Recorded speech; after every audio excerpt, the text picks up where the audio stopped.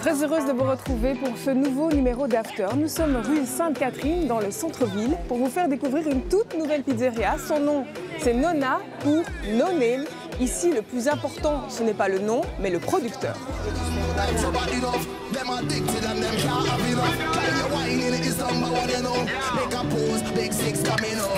La renaissance de la vraie pizza, on l'a vu vraiment à Londres où j'ai vécu longtemps. Et je pense que c'est un produit que tout le monde connaît, la pizza. Mais le produit comme nous l'avons, c'est la vraie pizza napolitaine qui est vraiment fait à main. C'est tout fait à main. C'est quelque chose qui manquait dans le quartier, certainement.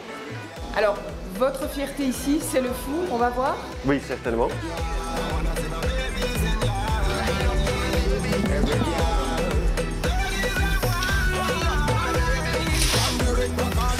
C'est un four typiquement napolitain. Ça veut dire, donc le four d'abord il pèse énormément, il pèse presque 3 tonnes. Et la raison c'est que c'est un four très épais et c'est fait par des pierres qui viennent de la région de la Vésuve, du Vesuvius. Et donc pourquoi? C'est parce qu'à Naples ils veulent créer donc une chaleur très élevée de 500 degrés. Donc le four vient de Stefano Ferrara, qui est une vieille famille à Naples qui a fait des fours depuis des générations. Et donc le four atteint une température de 500 degrés, qui est beaucoup plus élevé que le four électrique que les pizzerias traditionnelles utilisent. Donc, ça veut dire que quand la pâte entre dans le four, la pâte qui est faite à main 2 fois par jour, qui repose en 24 heures, quand elle entre dans le four, elle reçoit un choc thermique.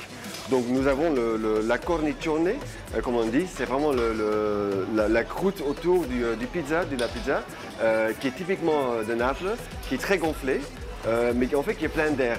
Parce que c'est tout l'air qui se développait pendant la maturation pendant 24 heures qui est vraiment dans la pizza. Si le four vient de loin, par contre, les ingrédients sur vos pizzas, vous avez tenu à ce qu'ils soient locaux. Oui, tout à fait. Donc le but, c'est vraiment de supporter comment dire, le Belgian farming, donc les produits qui viennent d'ici. Donc si on peut, on achète toujours en Belgique. Donc par exemple, tous les légumes viennent d'une ferme en Belgique. Et donc notre producteur de légumes s'appelle Dries. Donc aussi notre pizza végétarienne, nous allons l'appeler From Dries with Love. Ça, vient vraiment de là-bas. Toute la bouffe à la mozzarella, donc la mozzarella de bufflone, nous avons trouvé une ferme à Neuchâtel. Donc c'est Patrick Cornelissen qui fait ça. C'est Buff Ardennes. Il a 180 buffles sur 5 hectares, c'est 100% bio. Si on ne trouve pas les produits en Belgique, bien sûr, on va les chercher en Italie. Parce qu'il y a certains produits qui sont meilleurs en Italie, par exemple les tomates. Bon, les tomates, ils ont vraiment besoin du soleil.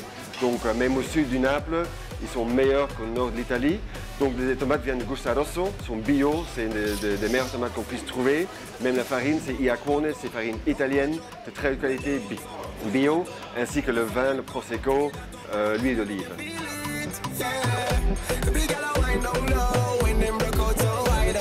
Nous voulons montrer à nos clients, d'une part qu'ils sont vraiment, c'est un produit authentique napolitain, et d'autre part, nous travaillons avec des produits belges. Donc nous avons cherché un très bon photographe, que nous avons envoyé 3 jours à Naples et 3 jours en Belgique, donc 1 jour avec un de nos producteurs. Et donc dans notre restaurant, nous avons vraiment mis toutes les photos. Donc la majorité des photos, ils ont été prises sur du vieux film, donc c'était pas digital, photographe digital, donc c'était pris du 35 mm. Et donc toutes les photos qu'on a prises ici, ils ont aussi été imprimées à main. Comme on fait tout à main, comme on fait tout frais, nous pouvons vraiment garantir la fraîcheur des produits en avant une carte très limitée. Donc c'était un choix très spécifique qu'on a fait. On a 7 pizzas de base dont les produits changent avec les saisons, en effet. Et donc on a One Special of the Week qui change toutes les semaines, de nouveau aussi beaucoup avec les saisons. Okay. Pour vous donner un exemple, le basilic, eh ben, c'est vraiment un produit d'été. Donc la margarita pour l'instant elle a la basilic. Si vous revenez en octobre, ce n'est pas la saison du basil. Vous ne pouvez pas y trouver la basilic sur la margarita chez nous. Alors, est-ce qu'on peut emporter vos pizzas? Oui, certainement. Donc, il n'y a pas de réservation chez nous, donc vous voulez quand vous voulez. Et aussi, vous pouvez emporter quand vous voulez. Donc, de nouveau, on n'a pas de numéro de téléphone, vous ne pouvez pas appeler. Mais comme les pizzas sont toutes faites à la minute, vous venez, vous attendez 5 au maximum 10 minutes pour vos pizzas à emporter comme de nouveau se fait à Naples. Si vous venez à Naples, il y a plein de gens qui vont dans la pizzeria locale, ils achètent, ils rentrent à la maison, ils rentrent sur un petit parc, ils mangent la pizza là-bas. Deuxième arrêt dans cette émission, nous sommes rue de Flandre devant un tout nouveau concept store baptisé Urban Therapy. Les créateurs nous proposent une véritable expérience.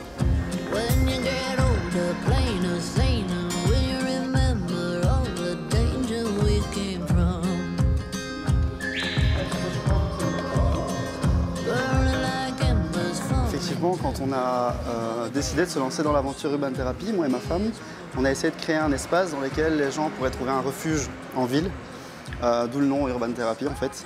On a constaté que... Tout à fait, tout à fait. On a constaté qu'il y a de nombreux espaces dans les grandes villes qui ne permettaient pas nécessairement aux gens de se reposer. Souvent quand on va à New York, Bangkok, Singapour, c'est très difficile de trouver un endroit relaxant et paisible. Et d'où vient l'aventure Urban Therapy en fait.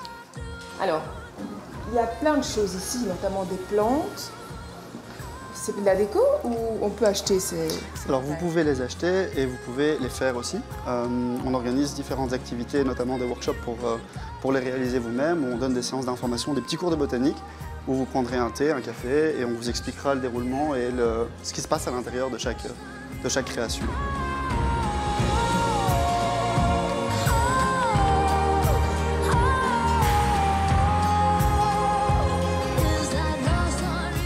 On travaille dans 27 villes différentes entre LA et Singapour, donc on voyage énormément, c'est un vrai atout de ce projet. Et en fait, on donne l'opportunité à des jeunes artistes, designers qui ont ce projet de se lancer dans cette aventure avec nous, de créer leur collection ou leur capsule. On crée un marketing autour de leur projet, on le revend pour eux, on les fait connaître. Et notre espoir à long terme, c'est de créer un maximum d'espaces Urban Therapy, d'espaces hybrides de ce type, pour pouvoir faire passer le designer de boutique en boutique à travers le monde en fonction de leur projet.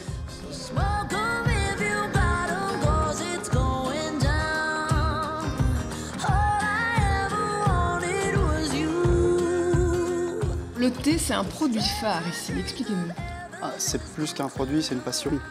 Bon, moi et ma femme, on est tous les deux grands amateurs de thé et on s'est lancé le challenge non seulement d'offrir une très grande sélection dans un tea room ici à Bruxelles, parce qu'on trouvait qu'il n'y avait pas une vraie réponse à la demande, pour être honnête, sans prétention évidemment, mais de service sur place. Donc il y a beaucoup d'endroits qui servent énormément de thé très intéressant à Bruxelles, ça c'est sûr, mais on n'a pas trouvé un endroit où on pouvait le déguster sur place et apprendre des choses sur le thé en question. On a effectivement un tea sommelier, comme on appelle ça, qui va vous donner des informations, l'histoire sur la culture du thé que vous allez déguster. C'est comme un wine tasting, sauf qu'on remplace le fromage par du gâteau et que le thé peut se boire sans modération.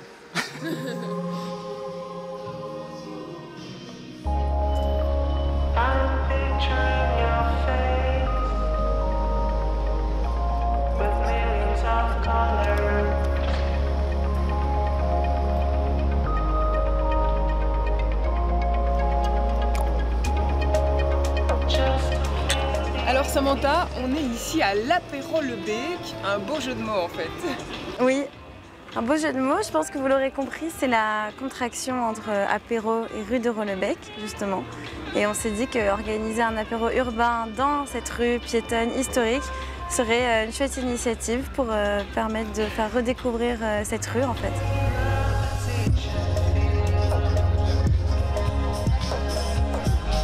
Nous, on a ouvert le Vertigo. En fait, on a repris l'Estrie du Vieux-Bruxelles en novembre dernier. Et ça nous a permis de découvrir cette rue. Et on en est complètement tombé amoureux, en fait, parce qu'elle était oubliée par les Bruxellois, malheureusement. Et ça nous a permis de rencontrer nos voisins qui proposent des choses différentes de nous, mais on s'entend tous très bien. Et en fait, on s'est dit pourquoi pas refaire vivre cette rue et donner envie aux Bruxellois de venir découvrir. Notre spécialité, c'est d'être un bar à cocktail. On a lancé le Chaperon Rouge. Donc c'est le cocktail phare des Apéro Le Bec. C'est avec de l'amaretto di Saronno, du cranberry et du citron vert frais et de la menthe.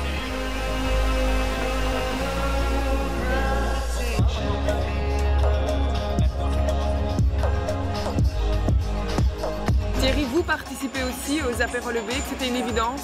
C'était exactement une évidence. En fait, nous, on espérait plus vite qu'un de nos voisins adhère à ce concept. Et on trouve que c'est très très sympa de pouvoir travailler en association avec les commerçants du quartier et de la rue et de pouvoir présenter nos produits et nos artisans les jeudis, quoi. Nous, on est basé que sur les produits belges, donc le concept, c'est comme le nom l'indique, c'est bon, c'est belge, que des produits belges, des artisans belges. Et donc, chaque semaine, on met un produit à l'honneur, que ce soit un vin, un champagne, un foie gras. Nous, on propose nos plats, mais en tapas. Donc, vous pouvez avoir des petits pots de carbonate ou de boulettes de sauce tomate ou de vol au vent à emporter ou à manger sur place. Mais donc, c'est servi dans des petits pots en frigolite et vous pouvez bouger et vous mettre dans l'ambiance sans rester bloqué spécialement chez nous pour déguster un de nos plats.